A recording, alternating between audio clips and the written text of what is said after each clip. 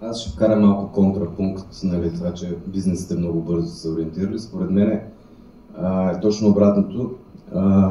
AI хвана бизнесите изключително неподготвени, което е нормално. Оказва се, че дори програмистите, аз съм софтуерен инженер по образование, учил съм това нещо в най-реномирания университет в България и също бяхме неподготвени.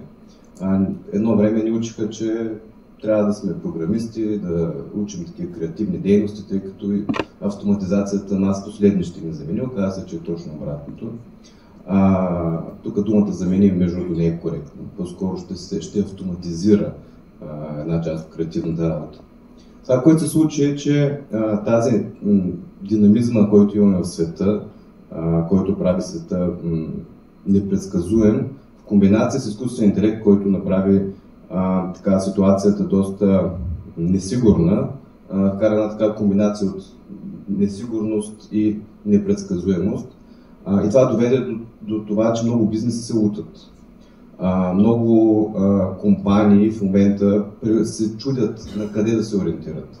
Дали да купуват AI инструменти, дали да преквалифицират хората си, дали да се трансформират по някакъв начин. Абсолютна каша е, което е напълно нормално. Просто никой не го знае това. Няма. И собствениците на OpenAI, те не могат да ви кажат какво трябва да направите. Това, което се вижда за пазара на труда, така директно от моят поглед, е, че става много по-трудно за хора, които нямат AI в портфолиото си като умения.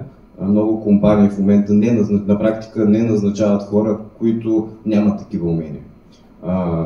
И то програмисти, IT света е само една част от този пример. Оказва се, че е много скъпо за доста компании да преквалифицират, обучат хората си и има такива изследвания в световен мащаб ми излиза по-изгодно да съкратят хората, които нямат тези умения, да се наемат такива, които имат.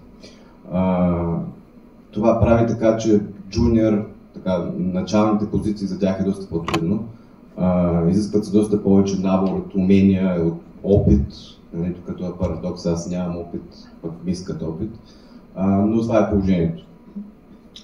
Така че това, което е хубаво, е, че всъщност тази ситуация е навсякъде и който първи се ориентира, ще има конкурентно предимство. Понеже зачекнахте тази тема, как един